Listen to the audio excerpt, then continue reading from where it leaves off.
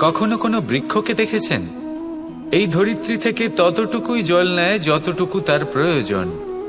কোনো প্রাণীকে দেখুন, এই প্রকৃতি থেকে ততটুকুই খাবার গ্রহণ করবে যতটুকু তার খিদে রয়েছে। খিদে মিটে গেলে আর খাবে না।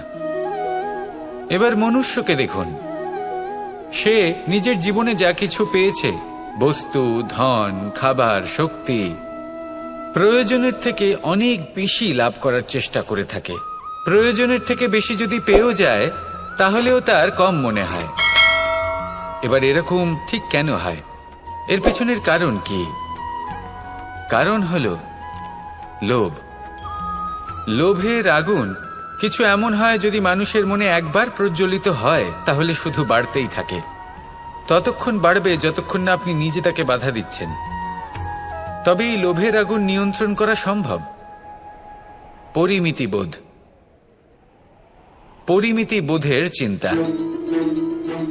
আপনাকে শুধু নিজেকে একটা সরল প্রশ্ন করতে হবে। যখনই মনের মধ্যে কোনো বস্তুর প্রতি, শক্তির প্রতি, ধনের প্রতি, ভোজনের প্রতি লোভ বেড়ে যায়, নিজেকে প্রশ্ন করুন, এটা কি আমার কাছে ততটাই প্রয়োজনীয় যতটা একটা বৃক্ষের কাছে জল, যতটা একটা প্রাণীর কাছে ভোজন? এটা কি ততটাই প্রয়োজনীয়? যদি উত্তর না হয় তাহলে নিজেকে সেখানেই বাধা দিন। সেই ভাবনা সেখানেই ত্যাগ করুন, কারণ সেটাই হলো লোভ। ঠিক এইভাবেই প্রয়োজনীয়তার চিন্তা করে আস্তে আস্তে এই মন নির্লোভ হয়ে উঠবে। আর এই মন প্রসন্ন হয়ে বলবে, রাধা রাধা। আজ আমরা দুই ধরনের ব্যক্তির বিষয়ে কথা বলবো। প্রথম জন হলেন যে প্রয়োজনের থেকে অনেক বেশি পরিমাণ ধন উপার্জন করে থাকেন। তার কাছে ততটা ধন থাকে যতটা তার প্রয়োজনও নেই, তারপরেও আরো ধন উপার্জন করতে চেষ্টা করতে থাকেন। সকল সম্ভব চেষ্টা করেন, সকল সম্ভব কর্ম করেন, তা সে উচিত কর্ম হোক বা অনুচিত, তাতে তাদের কিছুই যায় আসে না। তারা শুধুই এই সংসারের সকল সুখ ভোগ করতে চান, সকল স্বাচ্ছন্দ্য লাভ করতে চান। আজীবন তারা প্রচেষ্টাই করতে থাকেন। এবার এই করতে গিয়ে তারা ভারাক্রান্ত হয়ে সমস্যার সম্মুখীন হন। এনাদের সমগ্র জীবন এই চেষ্টাতেই চলে যায়, জীবন যাপন করার বদলে। অন্যদিকে আরেকজন ব্যক্তি, যিনি জানেন তার প্রয়োজন কতটুকু, আর শুধুমাত্র সেই পরিমাণ ধন অর্জন করেন, তার থেকে বেশি একটুও নয়। উনি যদি দুবেলা খেতে পান, মাথা গোজার ঠাঁই পেয়ে যান, সেটাই পর্যাপ্ত। তাতেই তিনি আনন্দে জীবন যাপন করেন, না কোনো বৃথা চিন্তা করেন, না কোনো বৃথা কষ্ট করেন। এবার আমি আপনাদের জিজ্ঞেস করব, এই দুই ব্যক্তির মধ্যে আপনি কোন ব্যক্তি হতে চাইবেন? বেশিরভাগ মানুষ এটাই বলবেন যে আমরা সেই দ্বিতীয় মানুষ হতে চাই যারা সন্তুষ্ট। কিন্তু যদি মন দিয়ে দেখেন, আপনিও সেই কর্মই করছেন যা প্রথম ব্যক্তি করেন। আপনারা সবসময় চেষ্টা করে চলেছেন, এটাও লাভ করতে হবে, ওটাও লাভ করতে হবে, আমার এটারও প্রয়োজন, ওটারও প্রয়োজন। আপনি অনেক কিছু লাভ করেছেন, কিন্তু প্রশ্ন এটাই যে আপনার কি সেই সবকিছুর প্রয়োজন রয়েছে? এর উত্তর আপনার অন্তর মনে রয়েছে। আপনার মন জানে যে আপনার প্রয়োজন কতটুকু। সেখানে গিয়ে দেখুন। সন্তুষ্টি মানুষকে আনন্দ দেয়। মানুষ যতটা সন্তুষ্ট হবে ততটাই সে আনন্দ লাভ করবে। এবার আপনাকে এই সিদ্ধান্ত নিতে হবে যে আপনি কখন আর কোথায় সন্তুষ্টি লাভ করবেন, কত কিছু লাভ করার পরে সন্তুষ্ট হবেন। এই উত্তর আপনি মন থেকে পাবেন। এই সমাজের চাহিদায় জড়িয়ে নিজেকে বিভ্রান্ত করবেন না। নিজের অন্তরের এই মিথ্যে অহংবোধকে প্রশ্রয় দিতে গিয়ে যদি আপনি এরকম প্রয়াস করতে থাকেন, তাহলে জীবনযাপন কখন করবেন? থেমে যান, শান্ত হয়ে যান, নিজের অন্তর মনে নিমজ্জিত হয়ে দেখুন যে সন্তুষ্টি কোথায়। এই সন্তুষ্টি লাভ করুন। এই মন প্রসন্ন হয়ে বলবে, রাধা রাধা। অহংকার এ হলো ছোট একটা শব্দ, কিন্তু এর প্রভাব অত্যন্ত বৃহৎ হয়ে থাকে।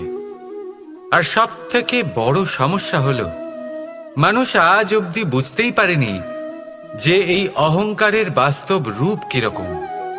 কেউ একে গর্বের নাম দেন, কেউ একে আত্মসম্মানের নাম দিয়ে থাকেন। এবং কোথাও একটা এমন সময় চলে আসে যখন সময় এই অহংকারকে ভেঙে খান খান করে দেয়। আর তখন না গর্ব আপনাকে বাঁচাতে পারে, না আপনার আত্মসম্মান। এখন যদি আপনাকে উদাহরণ দিই, তাহলে যেখানে আপনি বসে আছেন সেই ঘরেই ওপরে তাকান, সেই ছাদের দিকে।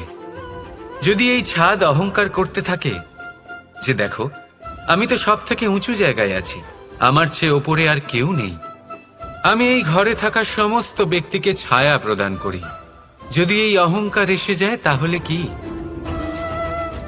একবার ভেবে দেখুন, যদি পরের দিন তার উপর আরো একটা তলা বানিয়ে দেওয়া হয় তাহলে কি?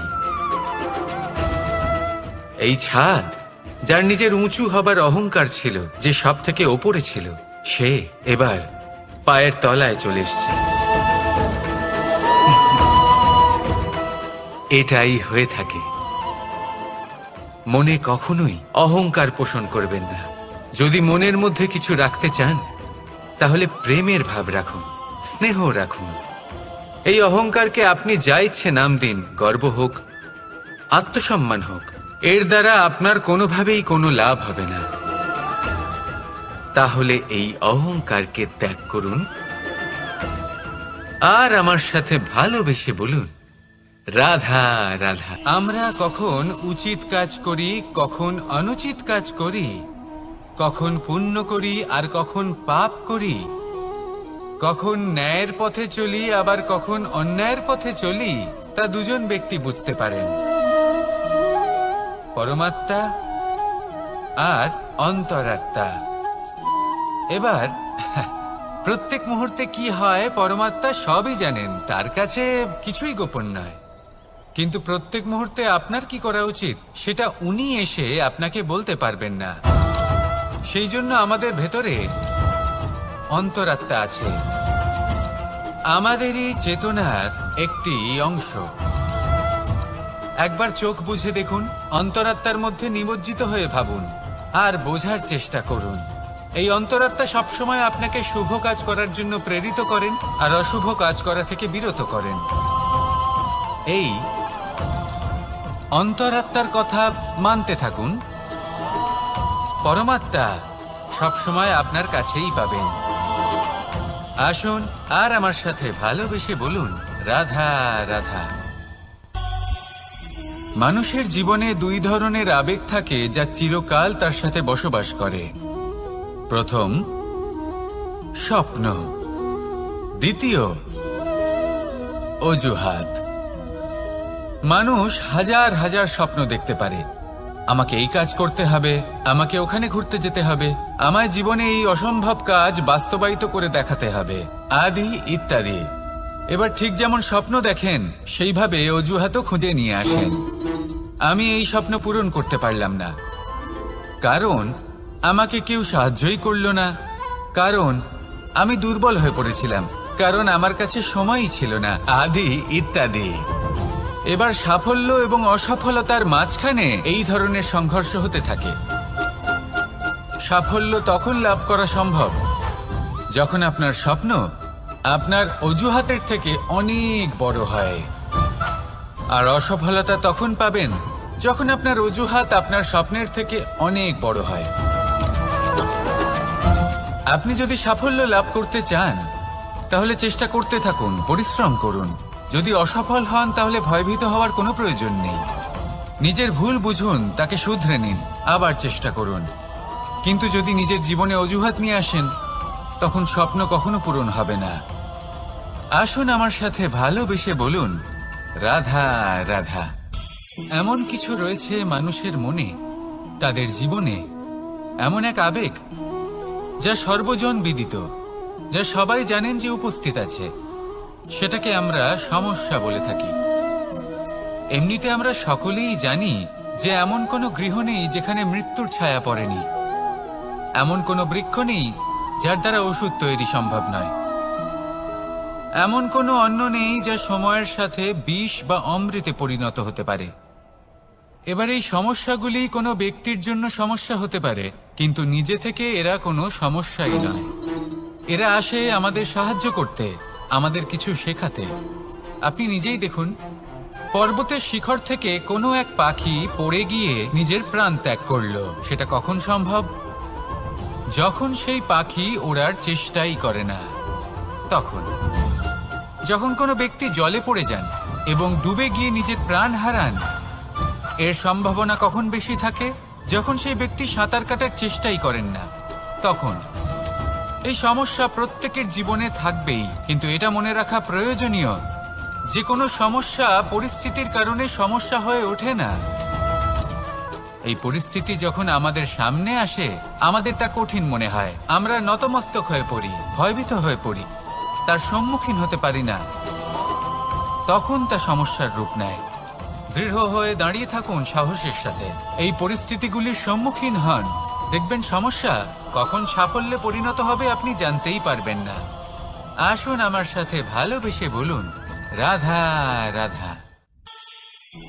সময় যা সবকিছুকে সমান করে দিতে পারে, যা সব থেকে বেশি শক্তিশালী, সব থেকে বড় সম্পত্তি, সব থেকে বড় শিক্ষক এবং সব থেকে বড় সুযোগ। এই সময় যখন ভালো যায় তখন তা আপনাকে আমিত্বে মত্ত করে তোলে, অহংকারে নিমজ্জিত করে দেয়। আর যখন খারাপ হয় তখন দুঃখের সাগরে নিজের প্রতি ঘৃণাবোধে নিমজ্জিত করে।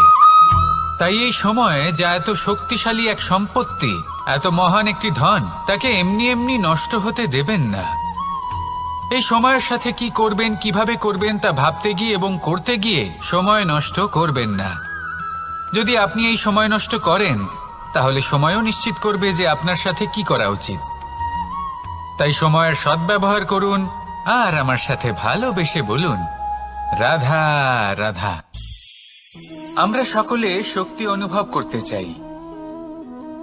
এবার যদি আপনাকে জিজ্ঞেস করা হয় যে সবথেকে বেশি শক্তির অনুভব কোথা থেকে করা সম্ভব, তখন কেউ কেউ বলবেন পুষ্টিকর আহার গ্রহণ করলে, ব্যায়াম করলে, কেউ বলবেন ধন লাভ করলে, বন্ধুদের থেকে, পরিবারের থেকে, আদি ইত্যাদি। এইভাবে আপনি শক্তির অনুভব অবশ্যই করতে পারেন, কিন্তু সবথেকে বেশি শক্তির অনুভব যদি আপনি করতে চান তাহলে তা পাবেন শুধু একতার দ্বারা, সংগঠনের দ্বারা। যদি আপনাকে উদাহরণ দিই, নিজের এই হাতটাকে দেখুন, 5টা আঙুল রয়েছে। কোনো একটা বস্তুকে নিজের একটা আঙুল দ্বারা তুলে ধরার চেষ্টা করে দেখুন, বড়ই কষ্ট হবে। তখন আপনি বুঝতে পারবেন যখন এই 5টি আঙুল একত্রিত হয় তখন কোনো কাজ কতটা সহজ হতে পারে। এটাই হলো শক্তি, একতার। সব থেকে ভালো উদাহরণ যদি আপনাকে দিই তাহলে বাঁশি। এই বাঁশি থেকে অত্যন্ত মধুর সুর নির্গত হয় যা সবার মন প্রসন্ন করে দেয়। এই কথা সত্যি, কিন্তু এই বাঁশি আমি একটা বা দুটো আঙুল দিয়ে বাজাতে পারবো না। আমাকে প্রত্যেকটা আঙুল ব্যবহার করতেই হবে, তবেই এর থেকে মধুর সুর নির্গত হবে যা সকলকে প্রসন্ন করবে, ঠিক কিনা? ঠিক এইভাবেই যদি আপনি চান যে আপনার জীবনরূপী বাঁশি থেকেও মধুর সুর নির্গত হোক বা সবার মনকে প্রসন্ন করে তুলুক, তাহলে আপনাকেও জীবনে একতা নিয়ে আসতেই হবে। আপনি একাও কর্ম করতে পারেন, পথ চলতেও পারেন, সামনেও এগোতে পারেন, সাফল্যও লাভ করতে পারেন। কিন্তু যখন সকলে একসাথে এগোবেন, সেই পথে চলবেন, সেই কর্মই করবেন, তখন লক্ষ্যে অবশ্যই পৌঁছবেন, সাফল্য অবশ্যই লাভ করবেন। কিন্তু সেই সাফল্য এবং তার আনন্দর সংমিশ্রণটাই একটু অন্যরকম হবে। তাই জীবনে ঐক্যবদ্ধ হন, একসাথে মিলে এগোতে থাকুন আর আমার সাথে ভালোবেসে বলুন, রাধা রাধা। আমার জীবনে পরিচয় হয়েছে অনেক ব্যক্তির সাথে, ভিন্ন ভিন্ন ধরনের মানুষ। এনাদের সাথে আলাপ হয়ে খুব ভালো লেগেছে, অনেক শিক্ষাও লাভ করেছি। আমি তাদের সাথেও আলাপ করেছি যারা অনেক উচ্চ স্তরে পৌঁছে গেছেন, আবার তাদের সাথেও যারা নিজেদের জীবনে বিশেষ কিছু করতে পারেননি। তাদের সাথেও পরিচয় হয়েছে যারা সফল, আবার তাদের সাথেও যারা অসফল। এবার এই সবই একই রকম মনে হয়। এদের মধ্যে পার্থক্য শুধুই মানসিকতার। যখনই কোনো অসফল ব্যক্তির সাথে পরিচয় হয়েছে, তখনই দেখেছি তাদের কাছে সবসময় একটা অজুহাত রয়েছে যে কেন তারা সফল হতে পারেননি। কখনো তারা দোষ দিয়ে থাকেন তাদের ভাগ্যকে, তাদের পরিস্থিতিকে, দোষারোপ করতে থাকেন তাদের মাতা পিতাকে, আত্মীয়দের, বন্ধু বান্ধবদের। কোনো না কোনো অজুহাত সবসময় এদের কাছে থাকে যে কেন তারা সফল হতে পারেননি। সেখানেই যখন সফল ব্যক্তির সাথে পরিচয় হয়, তাদের কাছে সবসময় একটা কারণ থাকে যে কিভাবে এই সমস্যাগুলির ঊর্ধ্বে উঠে সাফল্য লাভ করা যায়। আর সেই কারণ হলো যে যাই হয়ে যাক না কেন, সাফল্য লাভ করতেই হবে। যতই সংঘর্ষ করতে হোক না কেন, যতই সমস্যা আসুক না কেন, সফল আমাদের হতেই হবে। এটাই পার্থক্য মানসিকতার। সত্যি কথা বলতে আপনার আজকের এই মানসিকতা হলো আপনার আগামী ভবিষ্যতের ইমারতের ভিত। এই মানসিকতা যতটা প্রবল হবে, যতটা শুভ হবে, আপনার ভবিষ্যৎ ততটাই বিশাল এবং সুন্দর হবে।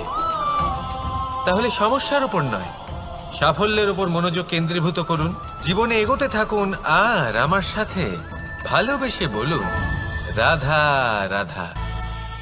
অ দিয়ে অন্ত, আ দিয়ে আরম্ভ। এই দুইয়েরই রাশি সমান। যদি আপনি মন দিয়ে দেখেন তবে দেখবেন এদের সম্পর্ক খুবই নিবিড়। কিভাবে? যখন কোনো কিছু শুরু হয় এটা নিশ্চিত হয়ে যায় যে তা সমাপ্তও হবে। আরম্ভই যদি না হয় তার সমাপ্তও হবে না। যা আরম্ভ হয়েছে তার সমাপ্তি হলো অবশ্যম্ভাবী। এটাই হলো প্রকৃতির নিয়ম, একে এড়ানো যায় না। এবার এই কথা আমরা সকলে জানি। এবার মানুষ কি ভাবে যে সমাপ্তির পরে কি হতে পারে, এর উত্তর তাদের কাছে নেই। তাদের উচিত অন্য কোনো বিষয় ভাবা যা বেশি গুরুত্বপূর্ণ। এবার মানুষ এটা জানে না যে মৃত্যুর পরে কি হতে পারে, কিন্তু এই কথা অবশ্যই জানে যে জন্ম থেকে মৃত্যু পর্যন্ত এই সময়, যাকে আমরা জীবন বলে থাকি, এই সময় আমরা কর্ম করতে পারি। এই কথা তো আমরা জানি। তাহলে এমন কি কর্ম করা যেতে পারে যা আমাদের সমাপ্তির পরও আমাদের প্রাসঙ্গিক করে রাখতে পারে, এই বিষয়ে ভাবা উচিত। যে জন্মগ্রহণ করেছে তার মৃত্যু হবেই, এটা সাধারণ বিষয়।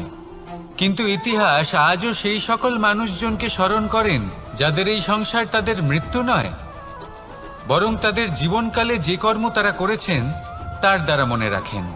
সেই কর্মের কারণে এই সংসারে তাদের নাম, তাদের কর্ম, তাদের ব্যক্তিত্ব, তাদের কীর্তি অমর হয়ে থাকে এবং থাকবে।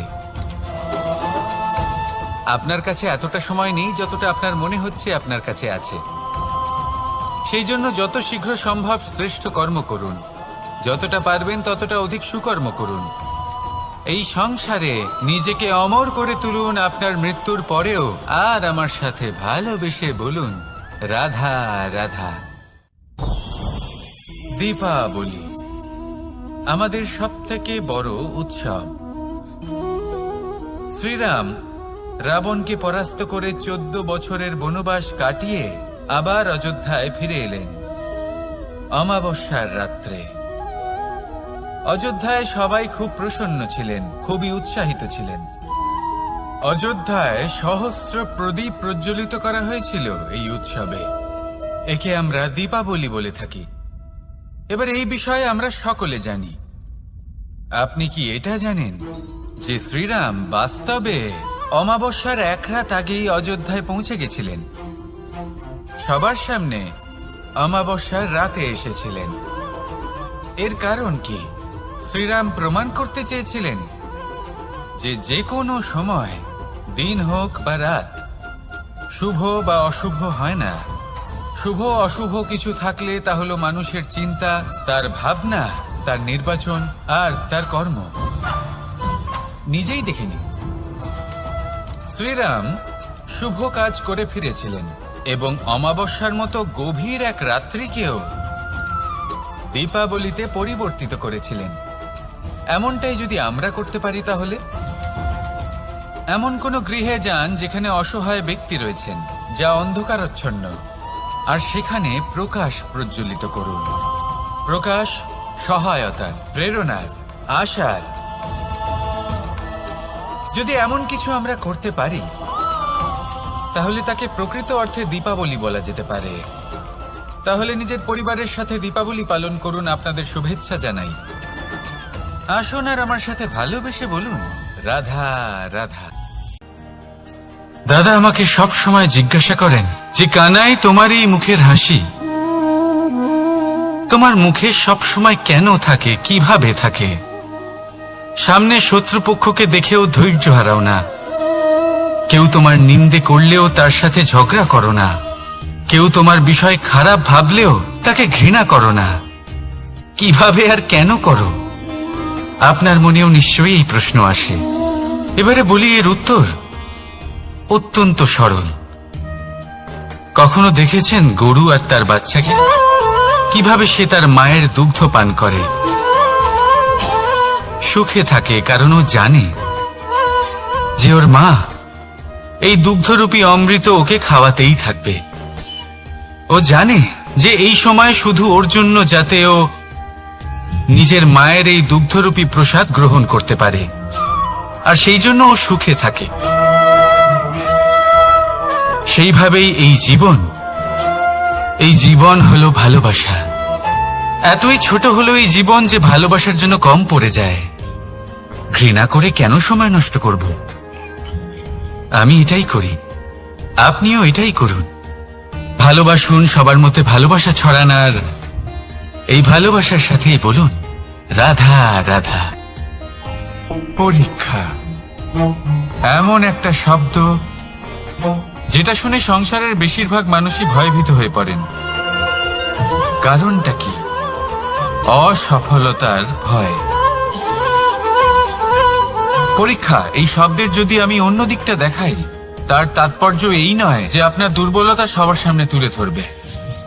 এটা তো হলো সেই যুক্তি যা আপনার বল, সাহস, শক্তিগুলি সবার সম্মুখে তুলে ধরবে। আগে হ্যাঁ, এটাই হলো সেই যুক্তি। আপনি নিজেই কখনো দেখবেন পরীক্ষার সময় আপনার অন্তরের অনেক গুণ বাইরে বেরিয়ে আসে।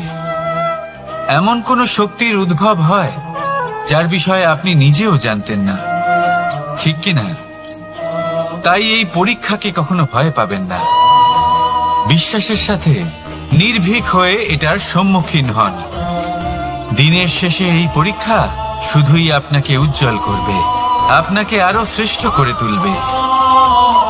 তাহলে আসুন আমার সাথে ভালোবেসে বলুন রাধা রাধা। ভগবান আর ভুল, এই দুই একই অক্ষর দিয়ে শুরু হয়। শুধু তাই নয়, এদের দুজনের রাশিও সমান। এবারে আপনারা বলবেন যে ভগবান, ভুল, এদের মধ্যে কিভাবে মিল থাকতে পারে? অনেক বড় মিল আছে। না শুধু এ এক অক্ষর দিয়ে শুরু হয়, বরং এদের বিজয় মন্ত্রটাও এক। ভগবানকে মানুন, তাকে বিশ্বাস করুন, তাকে স্বীকার করুন। এটা করলে মনের দৃষ্টি থেকে ভগবানকে দেখা যায়, আর উনি আপনাকে সমৃদ্ধ করে তোলেন। ভুলের সাথেও এটাই ঘটে। নিজের ভুল স্বয়ং মেনে নিলে, স্বীকার করে নিলে সব কিছুই স্পষ্টভাবে দেখতে পাবেন। যেদিন থেকে আপনি নিজের ভুল মেনে নিতে শিখবেন, সেদিন থেকে সেই ভুল শোধরানোর প্রক্রিয়াও শুরু হয়ে যাবে। আপনি বুঝে যাবেন নিজের ভুল কিভাবে শোধরাতে হয়। তাই মনে রাখবেন, নিজেকে শ্রেষ্ঠ করে তোলার জন্য নিজের ভুল স্বীকার করা অত্যন্ত প্রয়োজনীয়। এই জীবনে শান্তি আনার জন্য ঈশ্বরকে মেনে নেওয়াও অত্যন্ত প্রয়োজনীয়। সবসময় নিজের গুণ এবং নিজের দোষ মনে রাখবেন। আজীবন সুখী থাকবেন। রাধা রাধা। আমরা সবসময় চাই যে এই সংসার আমাদের জ্ঞানী বলবে, বুদ্ধিমান বলবে, বুঝদার বলবে, কিন্তু মূর্খ যেন কেউ না বলে।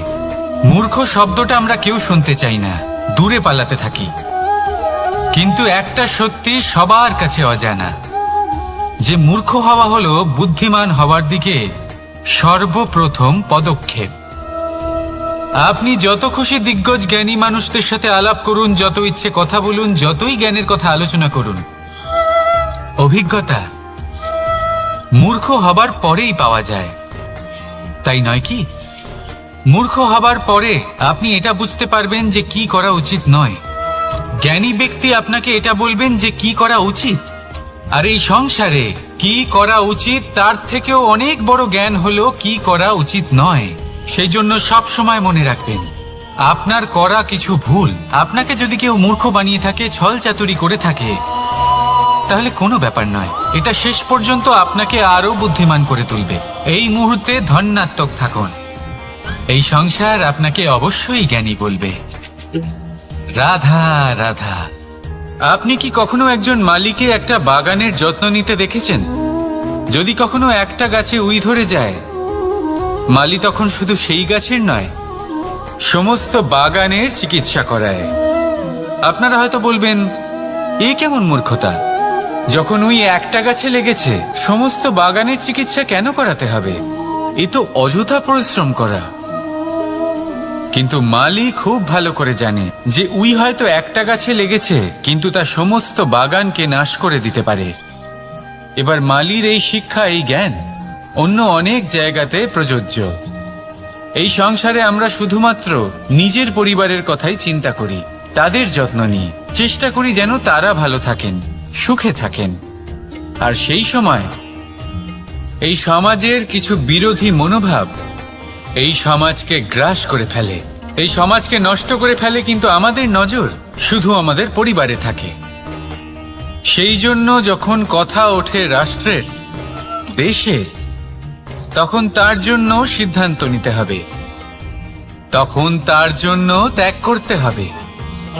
আর মনে রাখবেন, যে সমস্যায় আসুক তার সমাধান পূর্ণরূপে বাঞ্ছনীয়।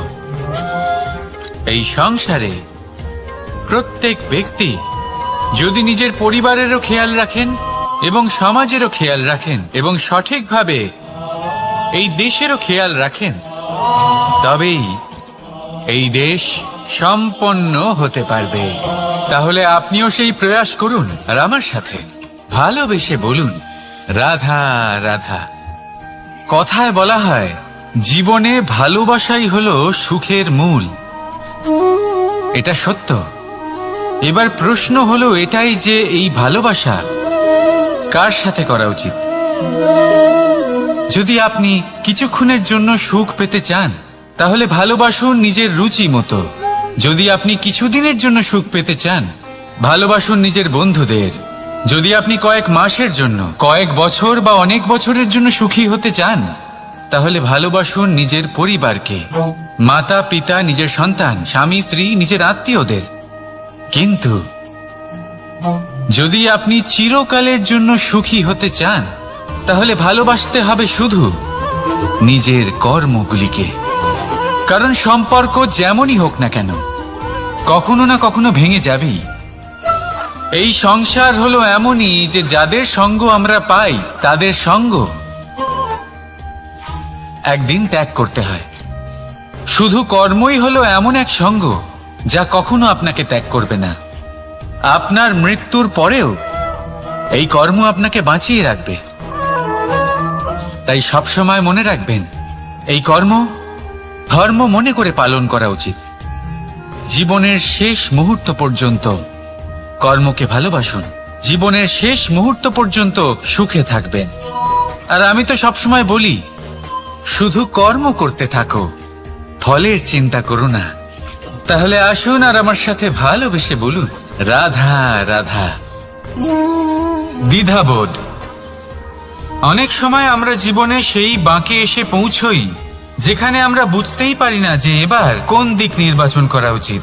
কখনো এদিকে যাওয়া উচিত মনে হয়, কখনো ওদিকে যাওয়া উচিত মনে হয়, কখনো দুদিকেই যাওয়া প্রয়োজনীয় বলে মনে হয়, কিন্তু তা তো সম্ভব নয়। কখনো কখনো এটা মনে হয় যে এখানেই থেমে যাওয়া ভালো, কোথাও না যাওয়াই শ্রেয়। এবার একেই তো দ্বিধাবোধ বলে। সংসারে এমন কোনো দ্বিধা নেই যার সমাধান সম্ভব নয়। এই দ্বিধাবোধ স্বাভাবিক। আর আপনার এই দ্বিধাকে আমি একটু সরল করে দিই।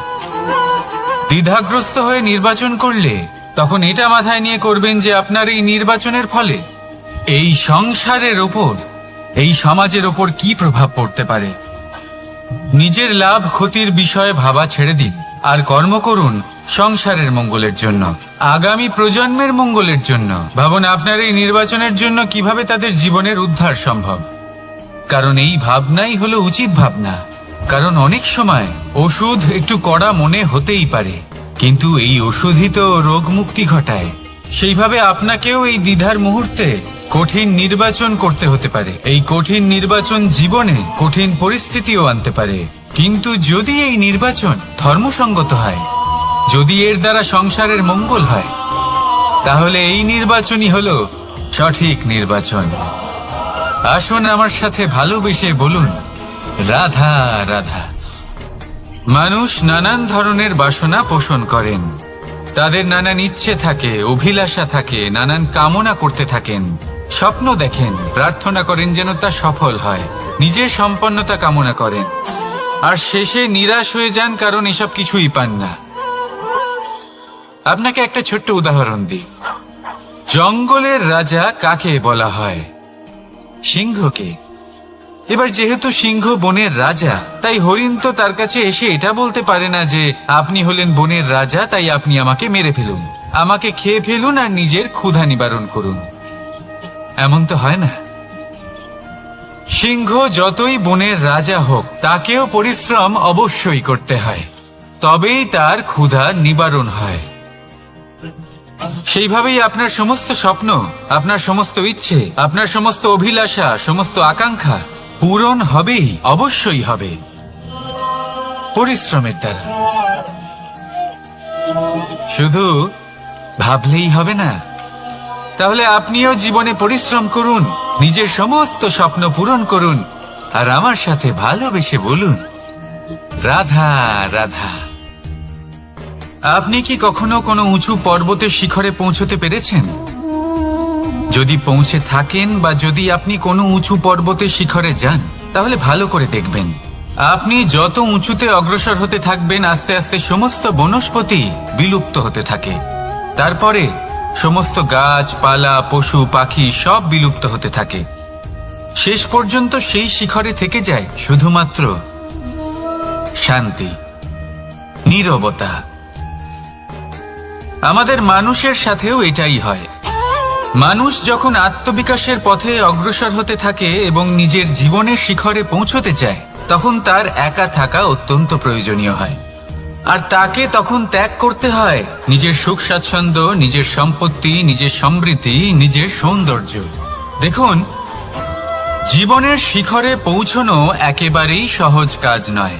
এ হলো অত্যন্ত দুর্গম এক পথ, কিন্তু যদি আপনি সেখানে পৌঁছতে চান, তাহলে আপনাকে ত্যাগের প্রবৃত্তি জাগিয়ে তুলতে হবে। ত্যাগ কি সেটা জানতে হবে, কারণ ত্যাগের ফলেই মনে শান্তি আসে, আর সেই শান্তির ফলে মনে উৎপন্ন হয় প্রেম। আর এই প্রেমই হলো জীবনের অন্তিম লক্ষ্য। তাহলে আসুন আমার সাথে ভালোবেসে বলুন, রাধা রাধা। মানুষ বলেন প্রেমে অনেক শক্তি আছে, আর এটা সত্যিও বটে। প্রেমে এতটাই শক্তি থাকে যে শত্রুতার বড় বড় স্তম্ভকেও এত সহজে ফেলে দিতে পারে। কিন্তু আপনি দেখে থাকবেন, যারা অধিক শক্তিশালী হন তারা দুই ধার সম্পন্ন তরোয়ালের মতো হন।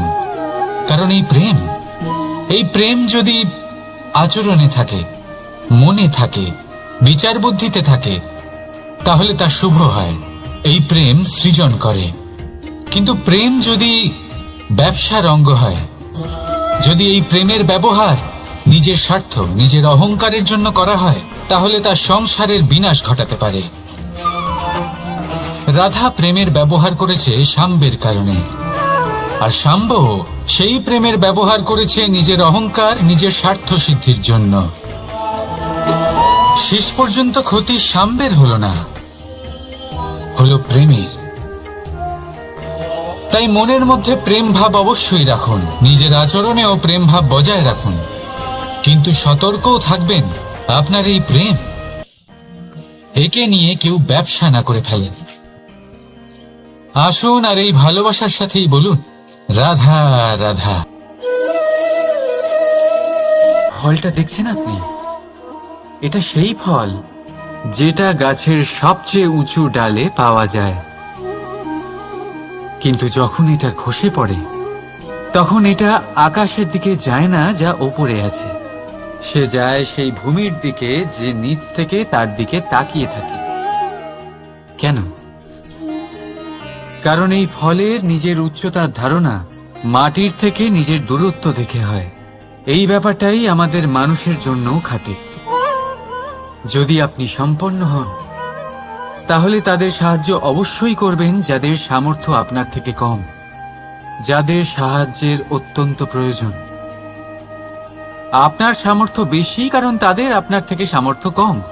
দেখুন, জীবনে আনন্দ শুধু বড় হওয়ায় নয়, বরং তাদের সাহায্য করেও আছে যারা কোনো কারণবশত আপনার থেকে নিচে রয়ে গেছেন। আর যখন একটা ফল এই কথাটা বুঝতে পারে, তখন আপনি নয় কেন, রাধা রাধা।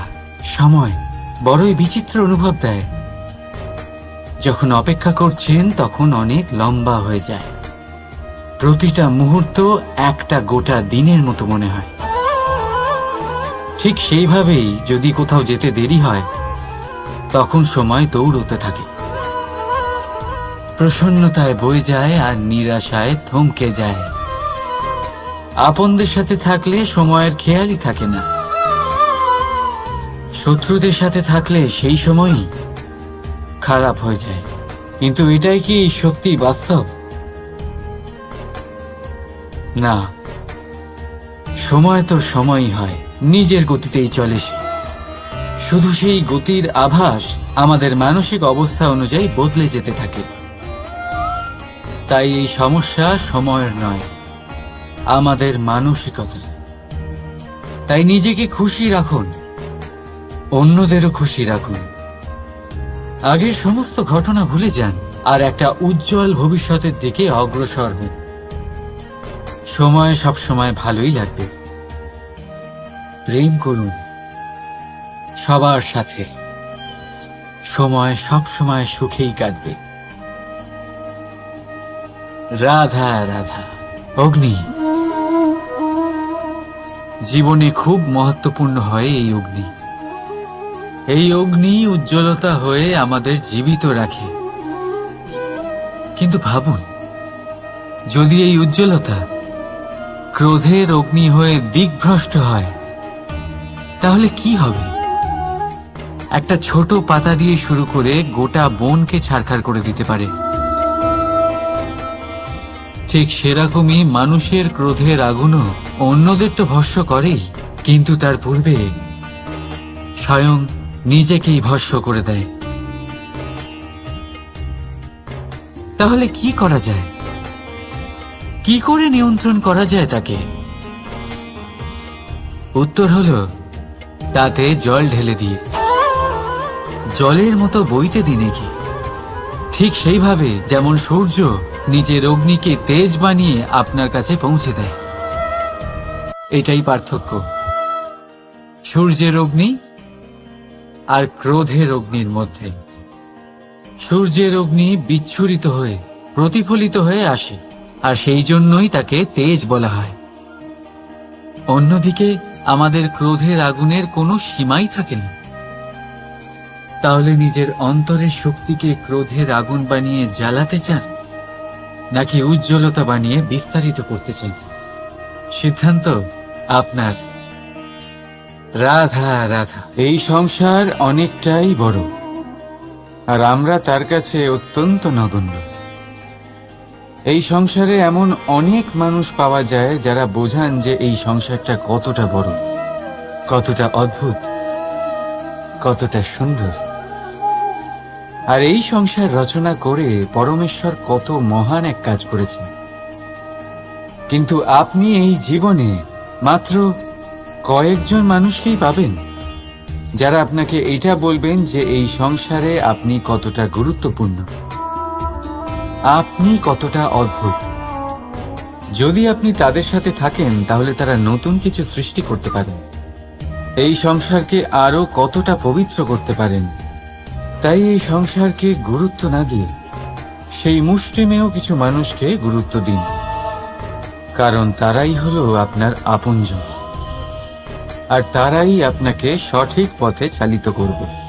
মানুষকে তো বর্ষার স্রোতও বয়ে নিয়ে যেতে পারে, তাকে সাগরও ডুবিয়ে দিতে পারে, কিন্তু গঙ্গা জল সবচেয়ে বেশি শুদ্ধ, কারণ তার কয়েক ফোঁটা মানুষকে মুক্ত করে দেয়। রাধা রাধা।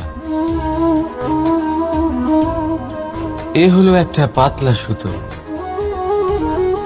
ভাবছি যদি এটা দিয়ে আমি পোশাক বানাই, তাহলে নিজের জন্য কত সুন্দর একটা পোশাক বানাতে পারবো। কিন্তু যদি এটা আমি, চিন্তা করবেন,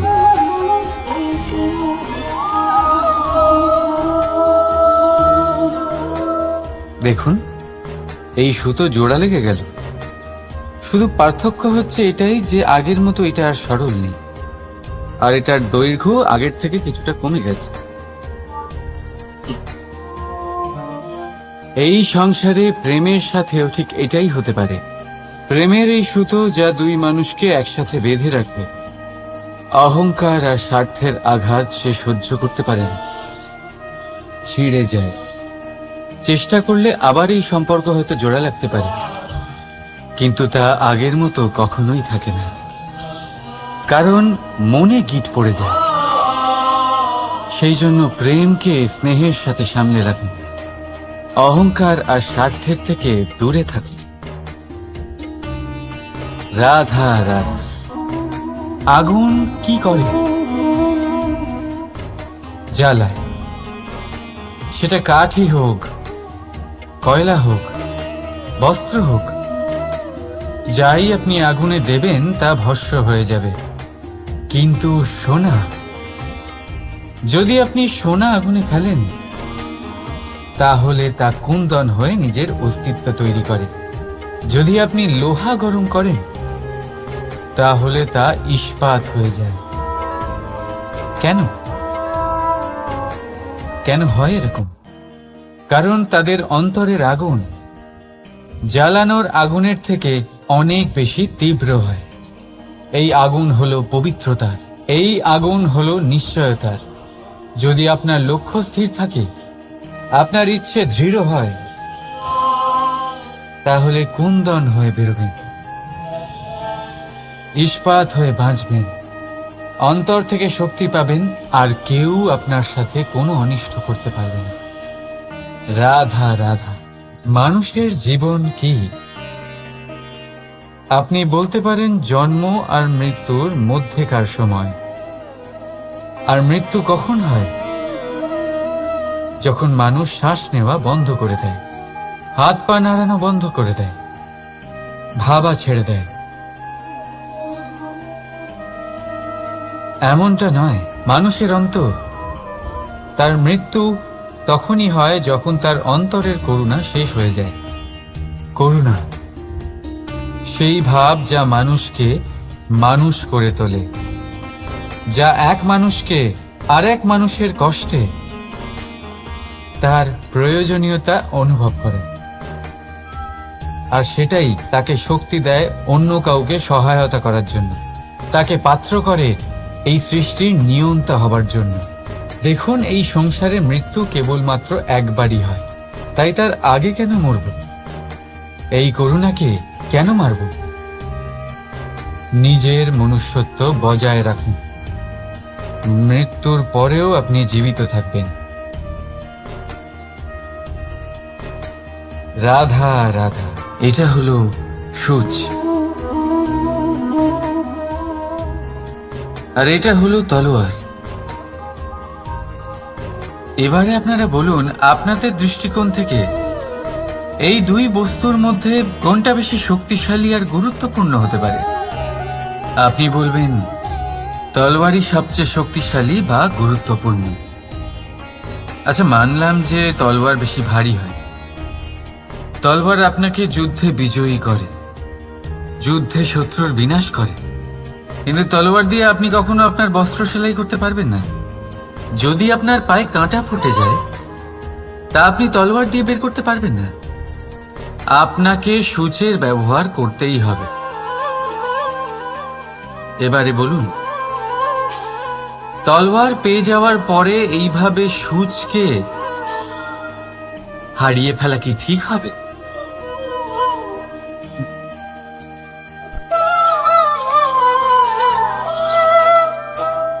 ঠিক সেইভাবেই জীবনে সম্পন্ন বন্ধু পাওয়ার পরেও আপনার সেই বন্ধুদের হারাবেন না যারা কম সম্পন্ন, দরিদ্র। কারণ তারা আপনার সাথে তখন ছিলেন যখন আপনি কিছুই ছিলেন না, আর জীবনে দরকার পড়লে তারাই আপনার কাজে আসবে, সম্পন্ন বন্ধু নয়। তাই যাকে ভালোবেসেছেন তার সাথে বন্ধুত্ব পালন করুন। চিত্ত আনন্দে জেগে উঠবে। রাধা রাধা। পঞ্চমহাভূত জীবন রচনায় এর অবদান অনস্বীকার্য। এই পঞ্চমহাভূত আসলে কি? জল, বায়ু, অগ্নি, মাটি আর আকাশ। এবার শুধুমাত্র জীবন রচনায় এর অবদান আছে তা নয়, শুধু শরীর রচনাতে এর যোগদান আছে তা নয়, বরং এরা হলো আমাদের জীবনের সবথেকে বড় শিক্ষক। এবার আপনারা সকলে চমকে যাবেন, হয়তো আপনারা এই দৃষ্টিভঙ্গি দিয়ে কখনো দেখেননি। আমি আজ আপনাদের বোঝাবো। এদের মধ্যে সবথেকে বড় তত্ত্ব জল। এ আমাদের কি শেখাচ্ছে? এই জল, এর নামই হলো জল, কিন্তু এ কখনোই আমাদের জ্বালায় না, আমাদের জ্বলনের কারণ হয় না। তাহলে কি করে? আমাদের তৃষ্ণা মেটায়, আমাদের শীতলতা প্রদান করে, জীবন দান করে। এর দ্বারা আমরা কি শিক্ষা লাভ করি?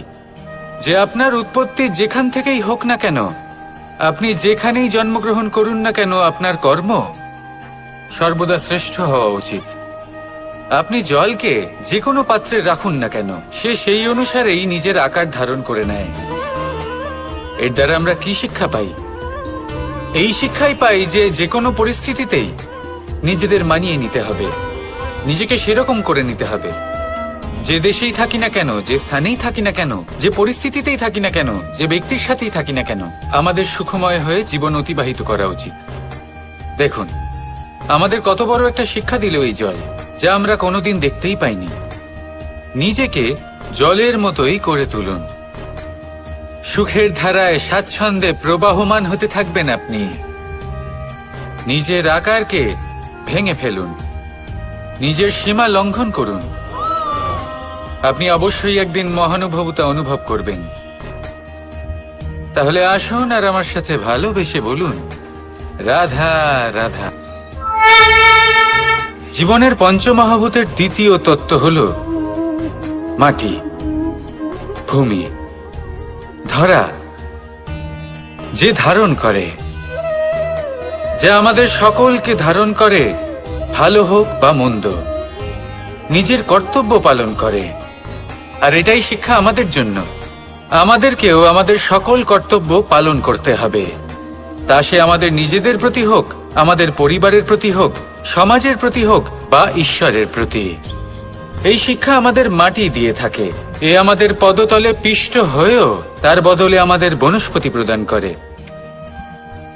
অগ্রসর হতে পদক্ষেপ নেওয়ার সময় আমরা পা দিয়েই ধরিত্রীকে পিছনে ঠেলি, কিন্তু এই মাটি আমাদের ঘৃণা করে না। সে আমাদের পরবর্তী পদক্ষেপের জন্য অপেক্ষা করে আর স্বাগত জানায়। আর হয়তো সেই জন্যই এই ধরাকে আমরা ধরিত্রী মাতা বলে থাকি।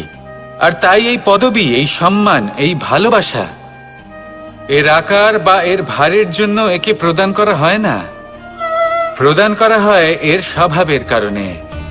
আপনিও যদি ধরিত্রীর মতো হতে পারেন, যদি আপনিও নিজের সকল কর্তব্য পালন করেন, বিশ্বাসের সাথে তা স্বীকার করে নিতে পারেন, যদি অন্য কারোর সাফল্যেও আপনি প্রসন্ন হতে শিখতে পারেন, যদি আপনি একটু কষ্ট সহ্য করে অন্য কাউকে প্রসন্নতা প্রদান বা অন্য কাউকে সেবা করতে পারেন, তাহলে আপনিও মাটির মতোই মহান হয়ে উঠতে পারবেন। তাহলে আসুন আর আমার সাথে ভালোবেসে বলুন, রাধা রাধা। জীবনের পঞ্চমহাভূতের মধ্যে একটা তত্ত্ব হলো বায়ু। বায়ু যাকে কিনা দেখা যায় না, বরং তাকে কিন্তু আমরা অনুভব করতে পারি। আর একে সব থেকে বেশি অনুভব করতে পারি তখন যখন বায়ু কম থাকে। বায়ু যদি লুপ্ত হয়ে যায়, তাহলে তখনই আমরা বুঝতে পারি যে বায়ু তো নেই, এ তো সমস্যার ব্যাপার। এবার এই বায়ু দ্বারা আমরা কি শিক্ষা পাই? এই বায়ু আমাদের এই শিক্ষা দেয় যে আমাদের কখনোই অহংকার করা উচিত নয়। আমরা সকলেই কখনো না কখনো চাই যে আমাদের শ্রেষ্ঠতা, আমাদের যোগ্যতা, আমাদের মাহাত্ম্য এই সংসার বুঝতে পারুক। আর নিজের মাহাত্ম্য প্রমাণ করার জন্য শক্তি দেখানোর কোনো প্রয়োজন নেই। কারণ যখন কোনো ব্যক্তি, এই সমাজ, এই সংসার আপনাকে নিজের থেকে দূরে করে দেবে, আপনার থেকে দূরে চলে যাবে, তখন আপনার মাহাত্ম্য কি তার আভাস সে নিজে থেকেই অবশ্যই পেয়ে যাবে। আপনার কিছুই করার প্রয়োজন নেই। বায়ুর মতো হয়ে উঠুন, বায়ু যার কিনা কোনো ভার নেই।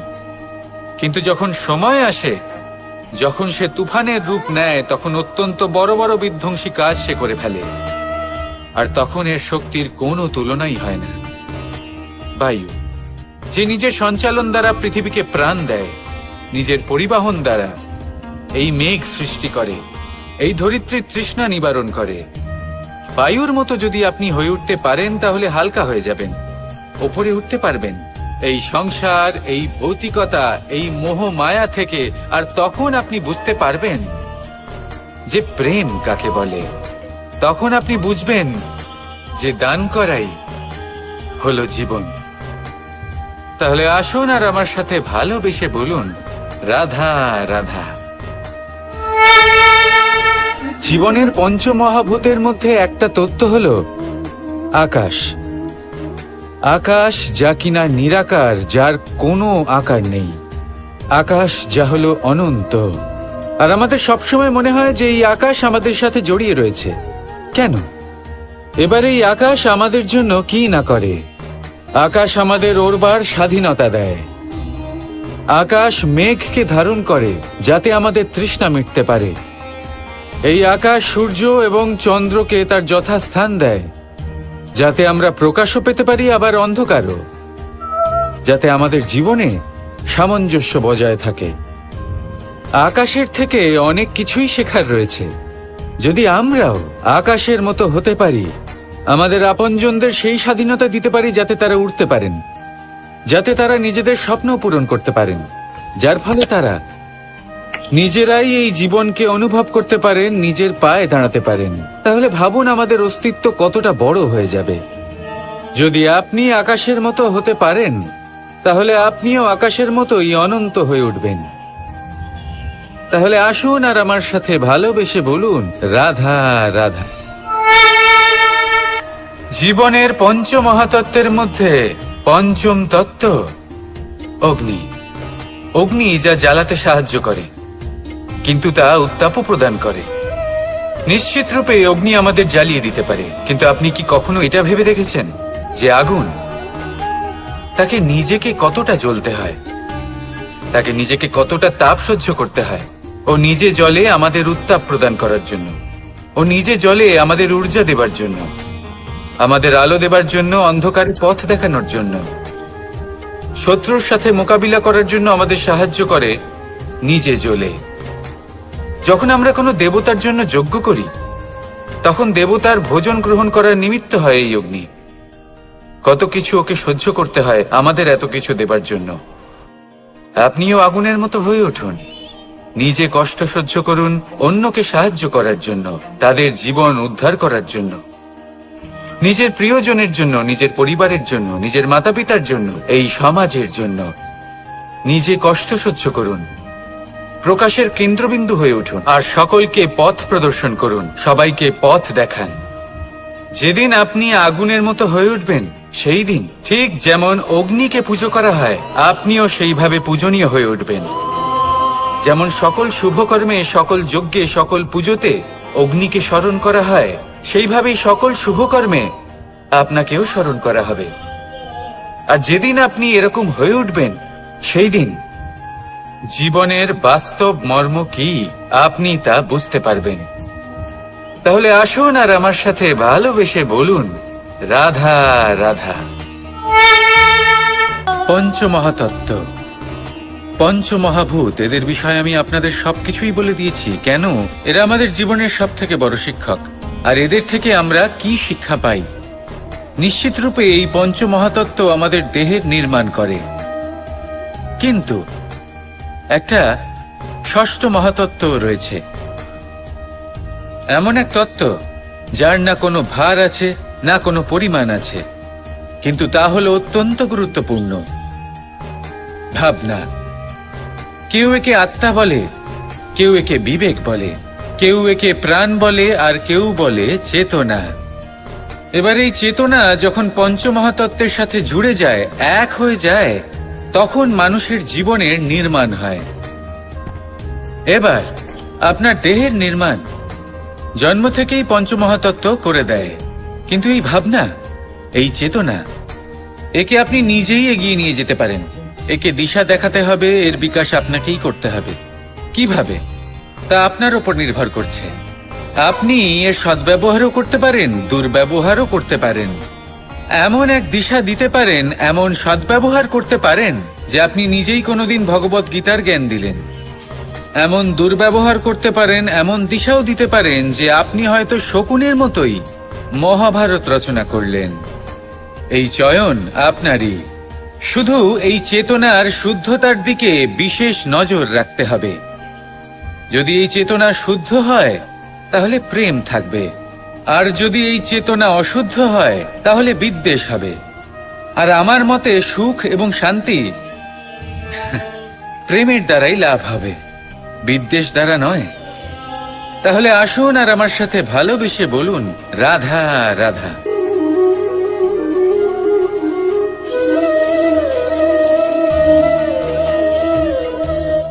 নারী জন্মসূত্রে কারোর কন্যা, ধর্মসূত্রে কারোর পত্নী, আর কর্মসূত্রে কারোর মা। আমাদের মনে এই ছবি আঁকা রয়েছে একজন নারীকে নিয়ে, তাই না? একটা অতুলনীয় ভূমিকা রয়েছে নারীদের আমাদের জীবনে, আর নারী ছাড়া আমরা কিছুই নই। কিন্তু অধিকার, সেখানে আমরা একটা ভুল করে বসি। যখন নারী একজন কন্যা থাকে, যখন সে জন্ম নেয়, তখন তার ওপর অধিকার থাকে তার পিতার। আর তারপর যখন বিয়ে হয়ে যায়, তখন তার অস্তিত্বের ওপর অধিকার থাকে তার স্বামীর।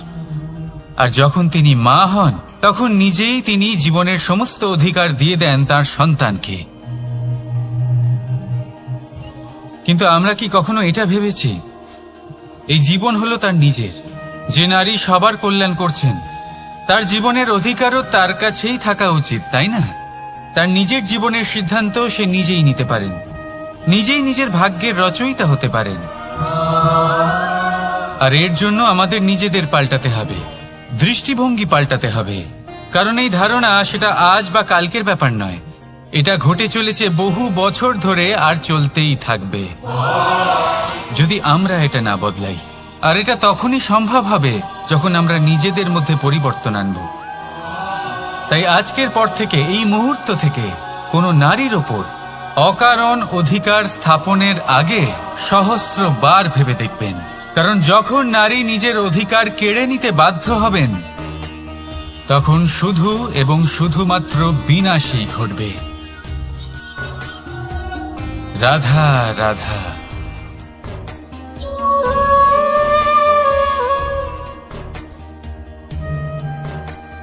নারী, পুরুষরা যাকে নাম দিয়েছেন ত্রিয়া, কেন দিয়েছেন, কে দিয়েছেন, কেউ তা জানে না।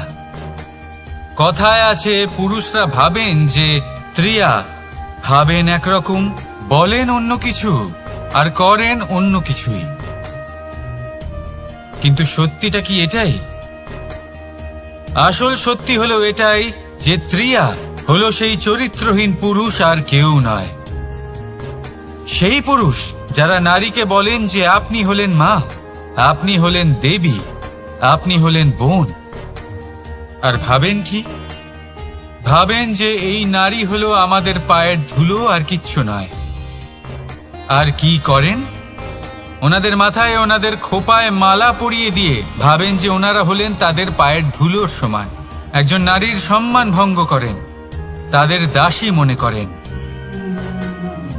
ভুলবেন না, যত্র নারী আস্ত পূজ্যন্তে রমন্তে তত্র দেবতা।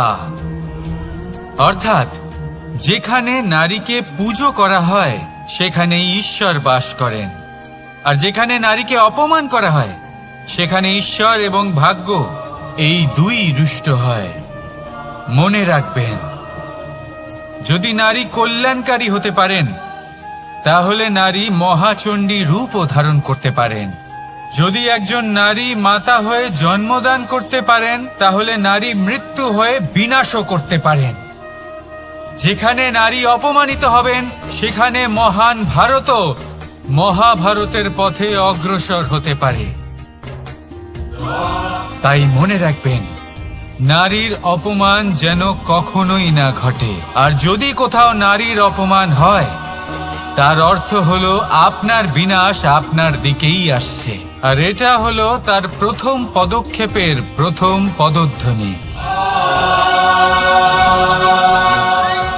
রাধা রাধা। যদি সন্তান কোনো দুষ্কর্ম করে তাহলে সেই অপরাধ শুধু কি সেই সন্তানের?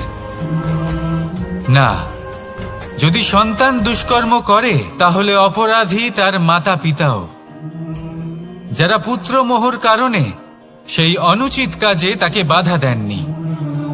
অপরাধী হলেন তার পিতামহ, যিনি নিজের কর্তব্যবোধের কারণে নিজের পরিবারের যত্ন নেননি, যিনি সন্তানকে কখনো শাস্তি দেননি। অপরাধী হলেন তার সেই গুরুও, যিনি নিজের শিষ্যের সেই দুষ্কর্ম দেখেও তাকে প্রতিহতও করতে পারেননি। একজন হবু রাজার কর্তব্য হলো নিজের প্রজার কাছে সে যেন এক উদাহরণ প্রস্তুত করতে পারে। কিন্তু যদি এত অনুচিত উদাহরণ প্রস্তুত হয়ে থাকে তাহলে মা বাবার, বাড়ির বয়োজ্যেষ্ঠদের কর্তব্য হলো ওনারা যেন সেটা সেখানেই থামান, হয় ভালোবেসে নয়তো শাস্তি দিয়ে। যদি না থামানো হয় তাহলে মহাভারত অবশ্যম্ভাবী। অনেক ব্যক্তির মনে একটা প্রশ্ন জাগে আমাকে আর রাধাকে নিয়ে। বলেন যে না আমি আর রাধা একসাথে থাকি, না আমাদের বিয়ে হয়েছে, আমি এখানে দ্বারকাতে ও ওখানে বর্ষণাতে, তাও এত ভালোবাসা কি করে? এ কেমন সম্পর্ক? আমি তাদের একটা সহজ কথা বলতে চাই। আপনি কখনো আয়নার দিকে দেখেছেন? নিজের দুই চোখের দিকে তাকিয়ে জিজ্ঞাসা করুন, এই দুই চোখ একসাথে কেন বন্ধ হয়, একসাথে কেন খোলে, একসাথে কেন ঘুমোয়, একসাথে কেন কাঁদে? আজীবন কোনো এক মানুষের সাথে সম্পর্ক রাখা অবশ্যই সম্ভব, তাদের সাথে দেখা না করে। আমার আর রাধার ভালোবাসাও কিছুটা এরকমই, আর কিছুটা এরকমই হয় ভালোবাসা দুই নয়নের মতো, যারা কখনোই মিলিত হবে না কিন্তু চিরকালের জন্য একসাথে জুড়ে থাকবে। এই অনুভূতি নিঃস্বার্থ হয়, আর এই নিঃস্বার্থ ভালোবাসা আপনাকে আনন্দের পথে অগ্রসর করে। জীবনে সবসময় নিঃস্বার্থভাবে ভালোবাসুন, শুধুমাত্র আনন্দই পাবেন। তাহলে আসুন আমার সাথে নিঃস্বার্থভাবে ভালোবেসে বলুন, রাধা রাধা। মানুষ, কোন ব্যক্তির নির্মাণ হয় কিভাবে?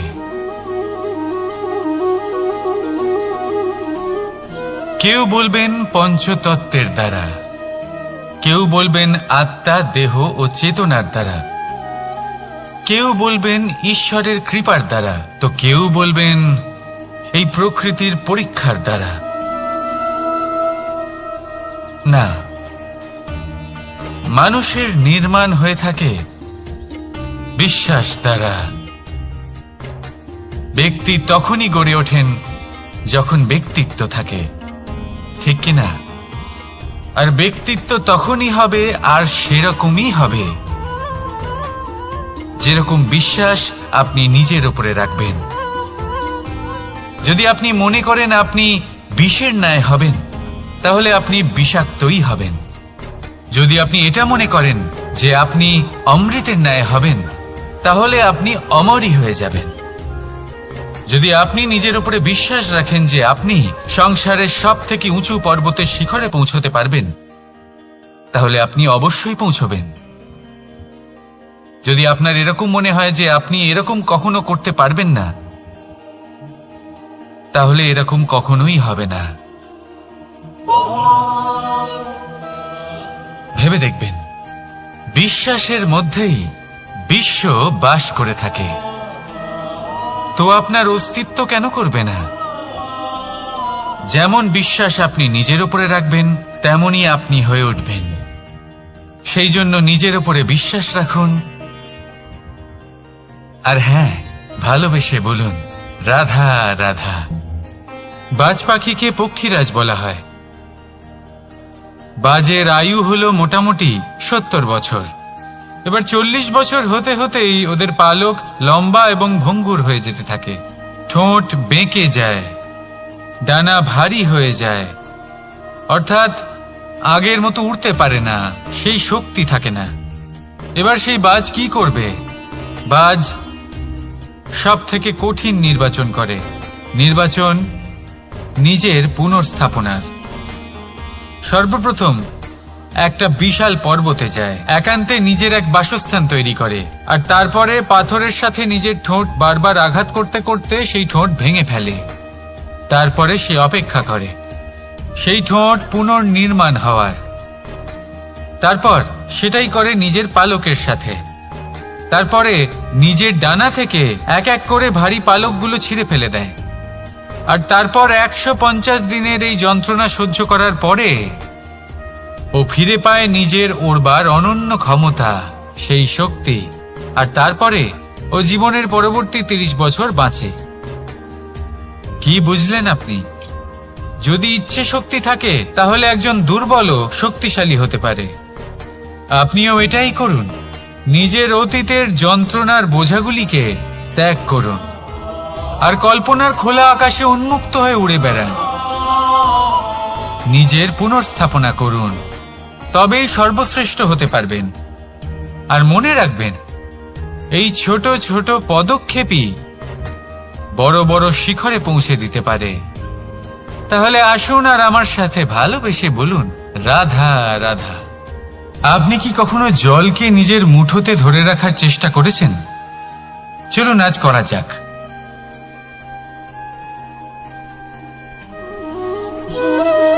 যদি আপনি নিজের মুঠো জোরে বন্ধ করেন,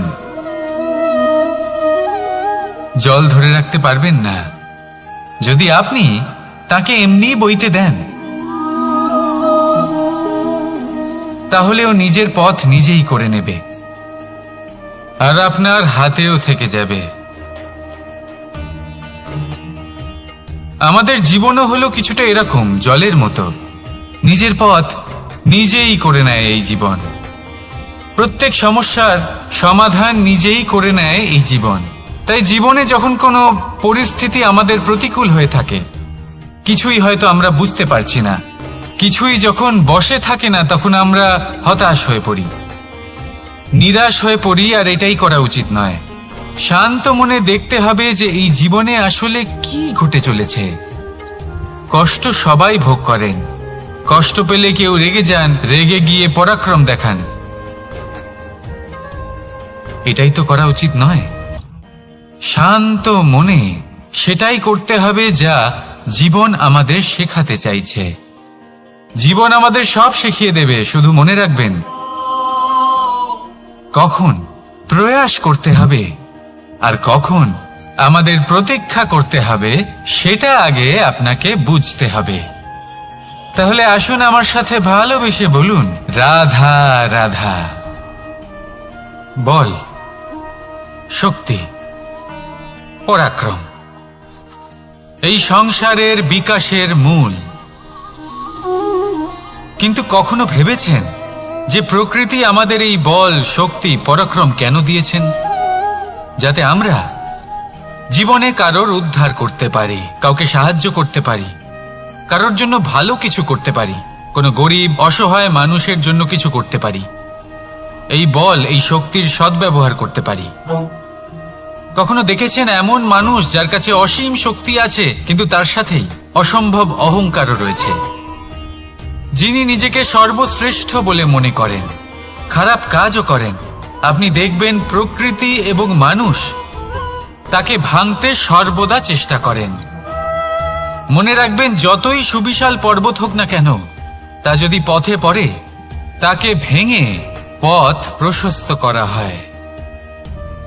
যদি আপনার কাছে বল থাকে, শক্তি থাকে, পরাক্রম থাকে, তাহলে তার সদ্ব্যবহার করুন, কাউকে সাহায্য করুন, কাউকে রক্ষা করুন।